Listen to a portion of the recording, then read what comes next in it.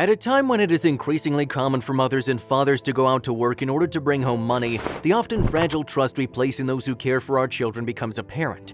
A trust that once broken can never be regained. Rowena, 39, and Jack, 30, from Clapham, southwest London, have been married for 9 years. They're a traditional working-class English couple with 2 children, Bella, 8, and Ollie, just 2.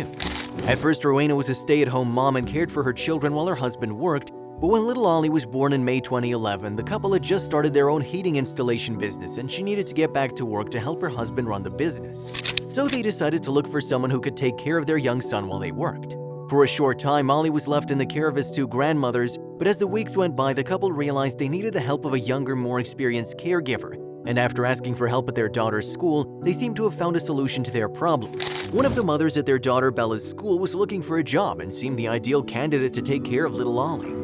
It was impossible to imagine the suffering this decision would bring to the whole family. The nanny's name was Agatha, and she was the mother of a little girl who attended the same class as the couple's eldest daughter. She was a nice woman, reputable and quite experienced in caring for young children, so there was no reason to distrust her, at least at first. Agatha started working as a nanny officially in the fall of 2011 when Ollie was only 5 months old, and she did so on a fairly reduced schedule as she only took care of the child on specific days from 8:45 a.m. to 3:15 p.m. At first, Rowena and Jack had little reason to be unhappy. Ollie seemed to be happy with her and there had been no incidents during her hours of care.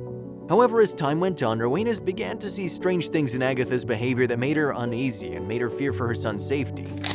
"I once saw her in the supermarket shopping while she was with Ollie, but then she denied having been there."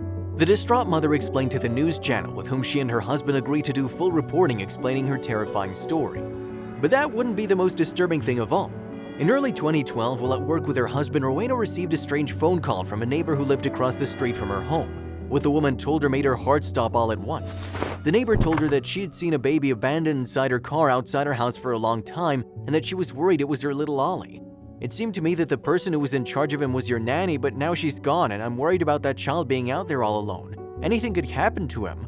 I think it was convenient for you to know, maybe I'm wrong, but as I'm not sure, I prefer to take measures and put you on alert," said the neighbor, very worried about what she was seeing.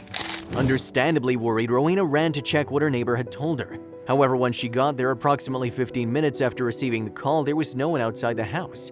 Even so, when Rowena entered her house to check that everything was all right, she was horrified to find her son in a stroller in the middle of the hallway, while the nanny was preparing something to eat in the kitchen. The child was asleep, but she hadn't even taken off his coat or shoes. He was all alone with no one to watch him. At that moment, the young mother felt really furious about what was happening and wished she could have told the nanny about her lack of professionalism. However, she preferred to wait and decided that despite her mistakes, she should give Agatha a chance to tell her side of the story. When I spoke to her, she told me they were exaggerating, that she had only left Oliver for a few moments to go back into the house. She was incredibly persuasive and got me not to fire her right then and there. I told her that we would leave him there, but to not leave Ollie alone outside the house again, let alone in the cold weather, she explained. Rowena felt very indignant and at the same time guilty for not having been able to see the danger ahead of time and remove that woman from her son and from their lives. After that first incident, 3 months passed quite calmly. Everything seemed to be going well until June 2012, when Rowena's mother came to spend a few months with her daughter from her native Colombia. The grandmother's concern for the nanny was immediate and she quickly alerted her daughter to the things she was seeing. "My mother was very worried about the nanny," Rowena says. "She told me she felt she had 2 faces, one when people were looking at her and another when she thought she was alone. She said that when I wasn't around, Agatha interacted much less with Ollie, that she ignored him completely as if he was something to throw away. In the end, she told me that she didn't trust her and that I should kick her out as soon as possible and get her away from my family." So worried was the mother that she suggested they install a video camera to watch Agatha while she was with the child, something that Rowena at first dismissed as ridiculous because she considered it excessive and unnecessary. However, as the year came to an end, Rowena continued to see very strange things in her nanny and ended up giving in to her mother's wishes to install a security camera. And so it was that in early 2013, the Churchlands purchased a sophisticated security camera disguised as a stuffed animal, which they installed in their son's nursery. January 16, 2013, Agatha's first day of work that year was the day they began recording everything the nanny did while caring for their son. Little did they know what those recordings would reveal. Also, if you have not done so already, please subscribe to our channel and click that notification bell to get inspired by these real-life stories every day. Now, back to the story. In fact, when the couple sat down to watch the footage 3 days later, it was a relatively casual decision. Ollie had been having trouble with his naps at lunchtime, but in his notes, Agatha had written that he had slept very well the day she'd taken care of him. She said he'd fallen asleep at 1 o'clock without any trouble. I thought I would see what she was doing right and what I was doing wrong, since with me, my son hardly slept for an hour at a time, Rowena recalls sadly. Unfortunately, nothing could have prepared her for what came next. For almost an hour, she could only watch in horror the images of what was supposed to be Ollie's lunchtime nap. After putting him in his crib, leaving the curtains wide open, Agatha begins to repeatedly move an unsleeping and squirming Ollie, then picks him up and throws him roughly to the floor. At no time does she talk to him or try to comfort him, she just beats him without any regard. On the 5th occasion, she picks him up and throws him face first onto the floor so roughly that he hits his head against the furniture, forcing him to turn his neck backwards. Next, she hits him hard on the buttocks 3 times, making his little body jump in pain. All I could think was that it was my baby in that crib in his home where he should feel safer. Rowena explains quietly, trying to hold back tears as she recalls those painful images. The worst thing was watching his body language. When he was alone, Ollie was active, cheerful, but as soon as she entered the room, his body would stiffen as he was preparing for her in her particular nap time. Was he scared? Had she mistreated like that many times before? I couldn't even think about it, commented the boy's father, Jack, horrified. After seeing the images again, the couple did not hesitate and called the police to explain what was happening.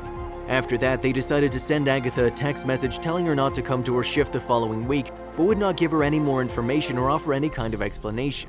6 days later, the police arrested Agatha for assaulting a defenseless minor, a charge that inexplicably the prosecution later changed to neglect and cruelty to a person under 16, which carries a longer sentence but requires a heavier burden of proof.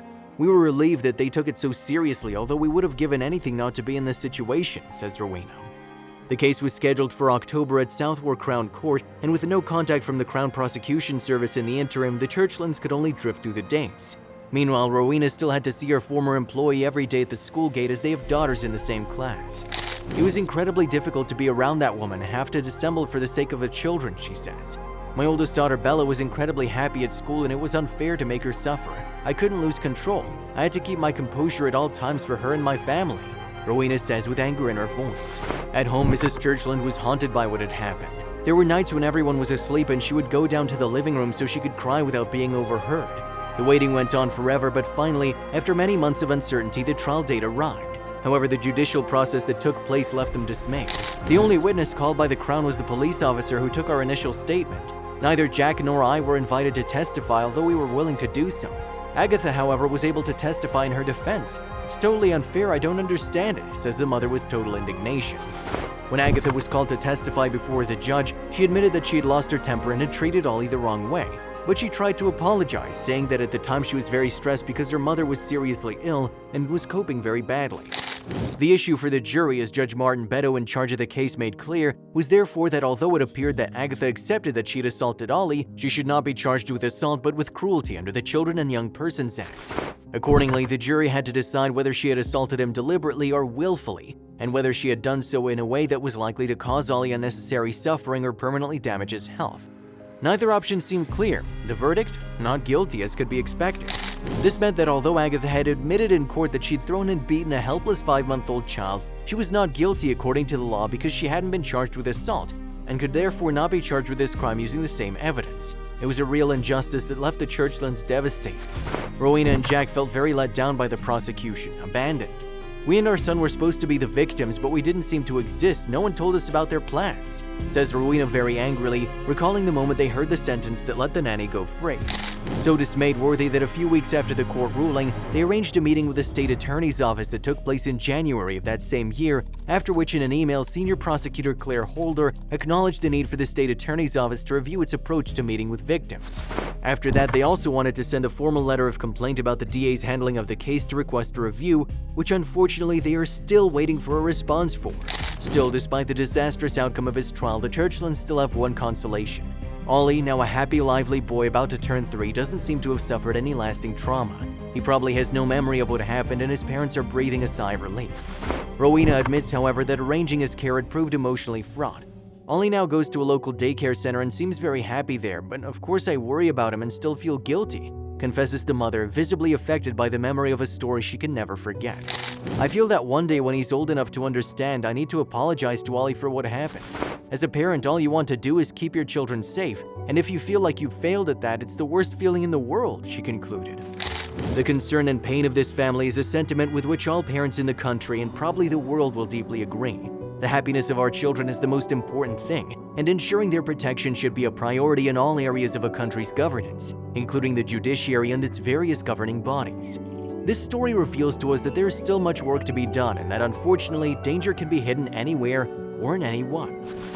Did you like this touching and surprising story? If so, we invite you to leave us a comment expressing your opinion. If you want to continue enjoying inspiring stories like this one, subscribe to our channel or check out the other videos shown at the bottom of the screen. Thank you for your cooperation.